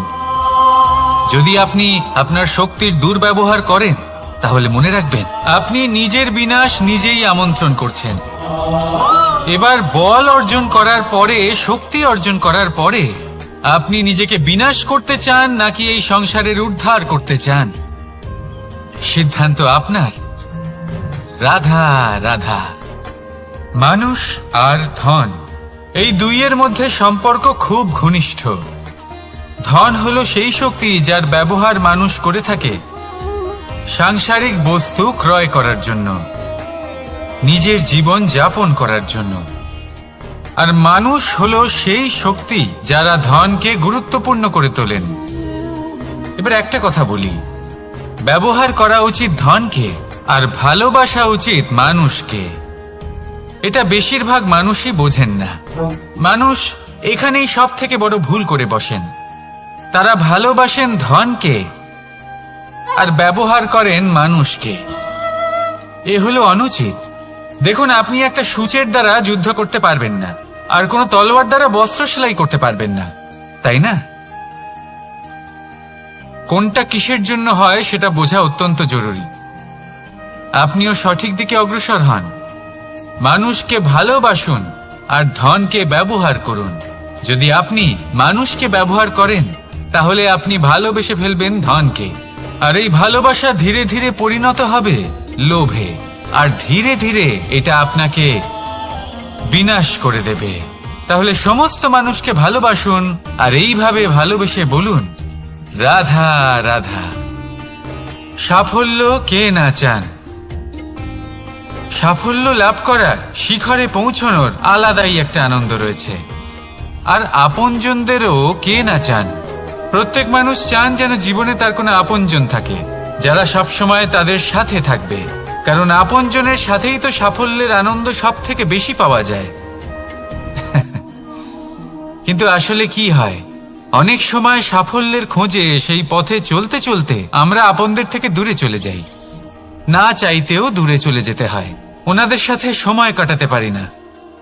আর আমরা ভুলে যাই যে সাফল্যের আসল আনন্দ আপনজনদের সাথেই পাওয়া যায়।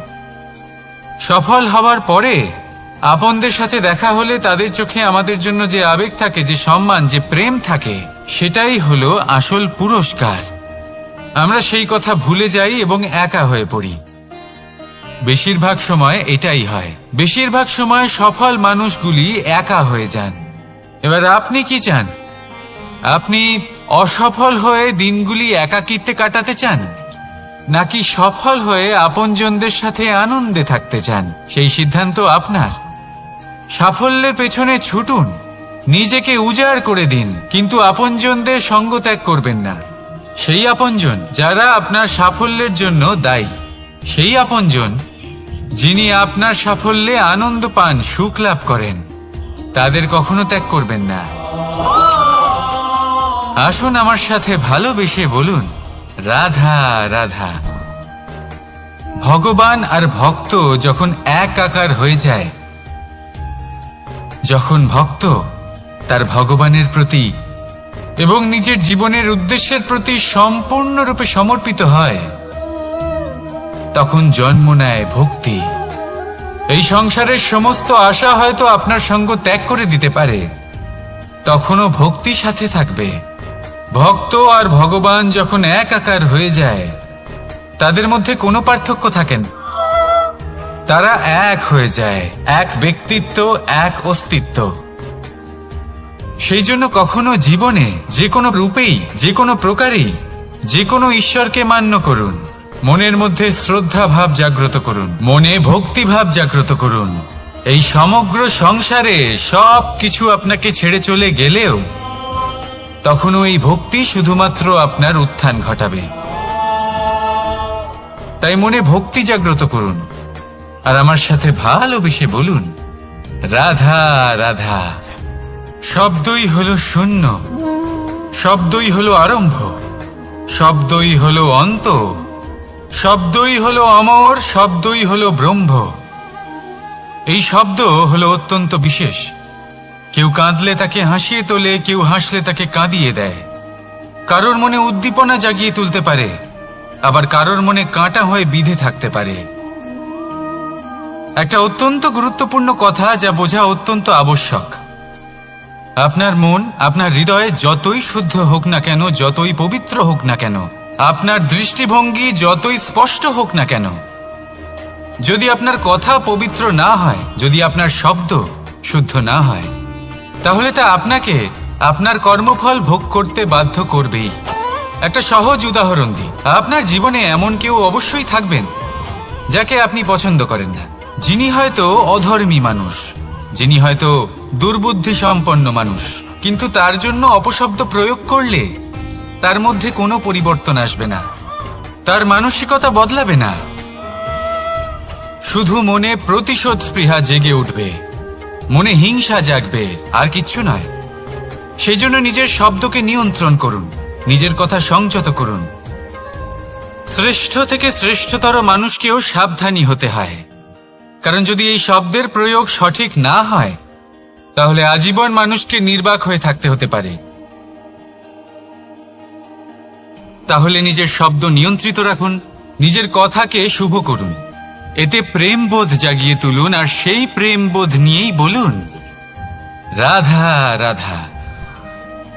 বরদান এবং অভিশাপ, এই দুই হলো একই মুদ্রার দুটি পিঠ। এই বরদান আমরা অনেক কারণে পেতে পারি, কখনো নিজের পরিশ্রমের কারণে, কখনো নিজের তপস্যার কারণে, কখনো আমাদের পূর্বপুরুষদের কর্ম ও তপস্যার কারণে। কিন্তু এই বরদান কতক্ষণ বরদান থাকবে তা আমরা নিশ্চিত করতে পারি না, তা সুনিশ্চিত করে শুধুমাত্র আমাদের কর্ম।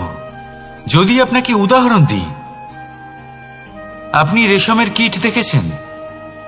ও বরদান পেয়েছে যে ও নিজের সুরক্ষার জন্য খোলস বানাতে পারে। এবারও তাতে এত মত্ত হয়ে যায় যে এমন এক আবরণ বানিয়ে ফেলে যাতে সে নিজেই আবদ্ধ হয়ে চাপা পড়ে মরে যায়। এটার তাৎপর্য কি?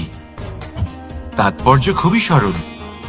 গর্ব করা খুবই ভালো, কিন্তু অহংকার করা কখনোই উচিত নয়। যদি অহংকার মনের মধ্যে প্রবেশ করে, তাহলে এই বরদান অভিশাপে পরিণত হতে সময় লাগে না। আর যদি কর্মশ্রেষ্ঠ হয়, তাহলে অভিশাপ বরদানে পরিণত হয়। তাহলে আসুন শ্রেষ্ঠ কর্ম করুন আর আমার সাথে ভালোবেসে বলুন, রাধা রাধা। সুখ, দুঃখ, মৃত্যু, মহামারী, এগুলো কখনো বলে আসে না, আবার জিজ্ঞাসা করেও আসে না। এমনই হয় দ্রুত ক্রীড়ার এই খেলায়। এক কারাগারের মতো, একটা মাকড়সার জালের মতো। যেমন একটা মাকড়সার জাল একটা পোকাকে নিজের দিকে আসতে আকর্ষিত করে নিজের চমকের দ্বারা, নিজের গঠন দ্বারা, সেরকমই দ্রুত ক্রীড়ার এই খেলা মানুষকে নিজের দিকে আসতে প্ররোচিত করে। শেষে গিয়ে মানুষ আটকা পড়ে। পার্থক্য শুধু এটাই, যখন এক পোকা এই জালে জড়িয়ে পড়ে তখন সে তার প্রাণ হারায়। মানুষ যখন এই দ্রুত ক্রীড়ায় আকর্ষিত হয়, সে নিজের মান, নিজের ধন সবকিছু হারায়, নিজের বিবেক হারিয়ে ফেলে। কিন্তু আপনি আপনার বিবেক কখনোই হারাবেন না। যদি আপনার মনে লোভ চলে আসে, আপনি লোভী হয়ে ওঠেন। যদি আপনি দ্রুত ক্রীড়ার এই খেলায় আটকা পড়েন, তাহলে মনে রাখবেন, এই খেলা থেকে ফিরে আসা প্রায় অসম্ভবই বলা যায়। নিজের বিবেক কখনো হারাতে দেবেন না, কারণ বিনাশ আসার প্রথম লক্ষণ হলো বিবেকের বোধ চলে যাওয়া। এই প্ররোচনায় কখনো পা দেবেন না। আর আমার সাথে ভালোবেসে বলুন, রাধা রাধা। আপনি ওই কথাটা নিশ্চয়ই শুনেছেন, যখন ভগবান একটা দরজা বন্ধ করেন তখন অন্যদিকে অনেক দরজা খুলে দেন। এবার এই দরজা, এই সমস্ত পথ আমরা দেখতে পাই না, অনেক সময় আমরা বুঝতে পারি না, হারিয়ে যায় সব। কখনো কখনো মনে হয় যে এই কথাটাই মিথ্যে, কিন্তু আসলে তা তো নয়। তাহলে হারিয়ে যায় কেন?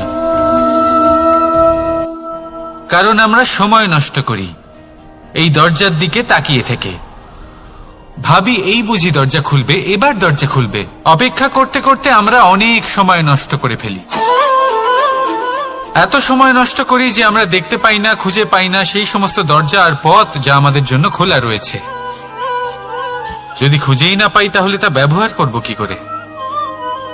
মনে রাখুন, ভগবান সবসময় আমাদের সাথে রয়েছেন, আমাদের সাহায্য করছেন। এই পথ সব সময় আছে, সর্বত্র আছে। দরকার রয়েছে শুধুমাত্র দৃষ্টির, দৃষ্টিভঙ্গি এবং ভাবনার। এই দৃষ্টিকে বিস্তৃত করুন, এই দৃষ্টিভঙ্গিকে ধনাত্মক করে তুলুন, আর এই ভাবনা এর সীমা একটু বাড়িয়ে তুলুন। তারপর দেখবেন সব খুঁজে পাবেন। আসলে কি, এই যে ঈশ্বর, এই যে পরমাত্মা, তা আমাদের সাথে রয়েছে, আমাদের মনের মধ্যে রয়েছে। যিনি তাকে মন থেকে চাইবেন তিনি তাকে মনের মধ্যে অবশ্যই খুঁজে পাবেন। যদি উনি মন থেকে চান পথ খুঁজে পেতে, তাহলে তিনি অবশ্যই পথ খুঁজে পাবেন। তাহলে আসুন আমার সাথে ভালোবেসে বলুন, রাধা রাধা। ধর্ম, আমরা সকলে ধর্মের বিষয়ে কথা বলি, কখনো নিজের ধর্মের বিষয়, আর কখনো অন্যের ধর্মের বিষয়। কখনো আমরা অধর্ম দেখলে সেই বিষয়ে কথা বলি। অনেক রকম আলোচনা হয়, কিন্তু এই ধর্ম আসলে কি, সেটা কি কেউ বোঝে? যদি আমি আপনাকে উত্তর দিই, এই উত্তর সরল। ধর্ম হলো তাই যা মানুষকে অন্য মানুষের সাথে, সমস্ত বিশ্ব সংসারের সাথে আনন্দ সহকারে বাঁচতে শেখায়। সেই জন্য আপনি যদি কখনো কোনো ধর্মীয় স্থানে যান, সেই ধর্মীয় স্থানে গিয়ে আপনার শান্তির অনুভূতি হয়, তাই না? কিন্তু দেখুন, ধর্মের জ্ঞান থাকলেই সেই মানুষ ধর্মের পথে চলতে পারবে এমন কোনো কথা নেই। অনেক সময় সম্পর্কে যখন সংঘর্ষ বেড়ে যায়, তখন ইচ্ছের জন্ম হয়, ক্রোধের জন্ম হয়, অহংকারের জন্ম হয়, আর তারপর বিনাশ হয়ে যায় এই ধর্মের। সেই জন্য দ্বিতীয় সবথেকে গুরুত্বপূর্ণ গুণ যা আমার সারথীর মধ্যে থাকা উচিত, তা হলো ধর্মবীর হওয়া। এবার দেখতে হবে সেটা এই যে কে হবে সেই ব্যক্তি যিনি এই স্বয়ম্বরে নিজের ধর্মে অটল থাকবেন। কারণ সেই ব্যক্তি এই সংসার থেকে সরে এসে ধর্মের পুনঃস্থাপনের এই মহাকার্যে আমার সারথি হতে পারবেন। তাহলে আসুন আমার সাথে ভালোবেসে বলুন, রাধা রাধা। কর্ম, ধর্ম, জ্ঞান, এই 3 স্তরে অনেক মানুষ পৌঁছতে পারেন। অনেকে এই পরীক্ষা দিয়ে তাতে উত্তীর্ণ হয়ে যেতে পারেন, কিন্তু শিখরে পৌঁছে শাসন তিনিই করতে পারেন যার কাছে এই চতুর্থ গুণটিও থাকে, সমর্পণ। অত্যন্ত গুরুত্বপূর্ণ একটা গুণ এটা। এই সমর্পণ আসলে অত্যন্ত গুরুত্বপূর্ণ। পূর্ণ সমর্পণ দরকার নিজের লক্ষ্যের প্রতি, সমর্পণ নিজের কর্তব্যের প্রতি, সমর্পণ নিজের আত্মার থেকে নির্গত স্বরের প্রতি, সমর্পণ নিজের রথির প্রতি, অর্থাৎ আমার প্রতি। এবার এই পরীক্ষায় অত্যন্ত কঠিন এক বাঁক আসতে চলেছে, যেখানে সারথীকে সমর্পণের নিরিখে পরীক্ষা করা হবে, আর তাতে উত্তীর্ণ হওয়ার পরেই তার হাতে ধর্ম স্থাপনের রথের রাশ তুলে দেওয়া হবে। দেখা যাক কি হয়। ততক্ষণ আপনি প্রসন্ন থাকুন আর আমার সাথে ভালোবেসে বলুন, রাধা রাধা। যখন একজন ভক্ত এবং তার ভগবান এক আকার ধারণ করেন, যখন একজন ভক্ত নিজের ভগবানের প্রতি, নিজের জীবনের লক্ষ্যের প্রতি সম্পূর্ণরূপে সমর্পিত হয়ে যান, তখন জন্মগ্রহণ করে ভক্তি। আর তখন সংসারের সমস্ত আশা তিনি ত্যাগ করতে পারেন। সমস্ত আশা শেষ হতে পারে, কিন্তু মানুষের সঙ্গ ভক্তি কখনো ত্যাগ করে না। যখন ভক্ত ও ভগবান এক আকার ধারণ করেন, এক হয়ে যান, তখন রথী এবং সারথীর মধ্যে কোনো পার্থক্য থাকে না। তারাও এক হয়ে যান। একটাই ব্যক্তিত্ব, একটাই অস্তিত্ব। আর সেই জন্যই কখনো কখনো রথীর আদেশ ছাড়াই সারথী রথ চালিয়ে দেন, আবার কখনো সারথীর পরামর্শ ছাড়াই রথী আক্রমণ করে ফেলেন। এ তো শুধুমাত্র আরও একটা গুণ সেই সারথীর মধ্যে, যিনি ধর্ম স্থাপনার মহান কাজে আমার সারথী হতে চলেছেন। তাহলে আসুন আমার সাথে ভালোবেসে বলুন, রাধা রাধা। ভাগ করে নেওয়া বা বন্টন করা প্রত্যেক মানুষের জীবনে অবশ্যই হয়ে থাকে, আর অনেক সময় এটা জীবনে অতি আবশ্যক হয়ে পড়ে। কিন্তু ভাগ করার মনোকামনা তার থেকেও বেশি গুরুত্বপূর্ণ হলো যে কোন ঘটনার আধারে এই বাটোয়ারা হলো। অনেক সময় এই বাটোয়ারা হলো শান্তির প্রতীক, আবার অনেক সময় এই বাটোয়ারা বিপ্লব ঘটাতে পারে, এমন এক বিপ্লব যা মহাযুদ্ধ ঘটিয়ে দিতে পারে। দেখুন, বাটোয়ারা সম্পত্তির হোক বা হোক ভিক্ষার, শিক্ষা কিন্তু একটাই। জীবনে অনেক সময় বাটোয়ারা দরকার হতে পারে, কিন্তু যতদূর সম্ভব তা এড়িয়ে চলুন, একসাথে মিলে এগিয়ে চলুন। কারণ দেখুন, এই যে বাটোয়ারা ভাগ করে দেয়, আর সেখানেই একতা আপনাকে অগ্রসর করে। তাহলে আপনিও এটাই করুন, একসাথে মিলে সামনে এগোন, আর আমার সাথে ভালোবেসে বলুন, রাধা রাধা। আত্মীয় স্বজন কারা হন? তারাই যারা সুখে দুঃখে পাশে থাকেন, তারা যারা বিপদের সময় আপনার পাশে এসে দাঁড়ান। এবার দেখুন, একটা প্রশ্ন করব আপনাদের, সব থেকে ঘনিষ্ঠ, আবশ্যক এবং গুরুত্বপূর্ণ আত্মীয় কারা, বিশেষ করে বিপদের সময়? কেউ বলবেন মাতা, কেউ বলবেন পিতা, কেউ বলবেন ভাই বোন, ইত্যাদি ইত্যাদি। এবার ভাবুন, আপনি বড় হয়ে গেছেন, আপনি বাড়ি থেকে দূরে চলে গেছেন, পেট ভরানোর জন্য আপনাকে প্রত্যেকদিন চেষ্টা করতে হয়।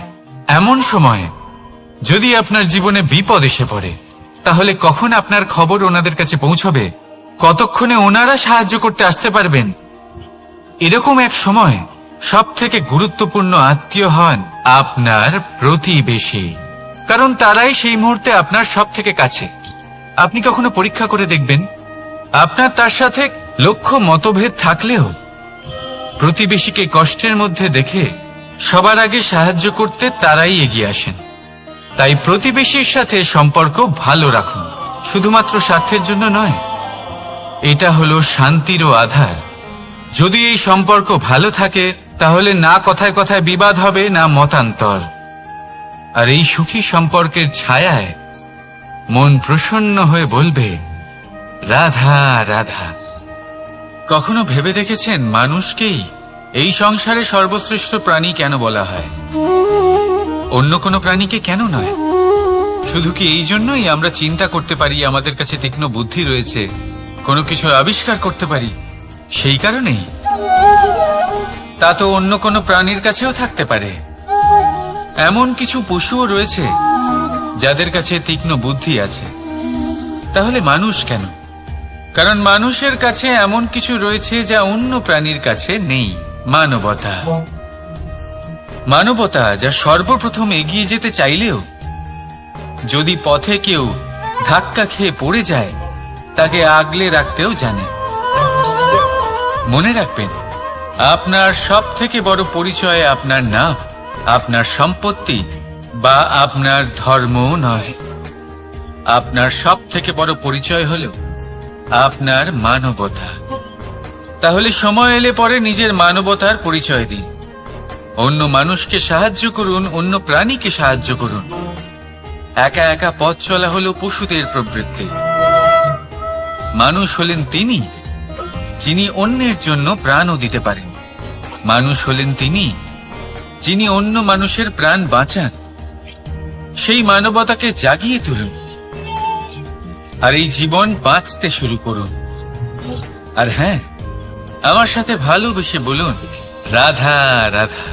এই সংসারে মাতা পিতা তার সন্তানকে সব থেকে বড় উপহার কি দিতে পারেন? বৈভব, সুযোগ সুবিধা, বাড়ি,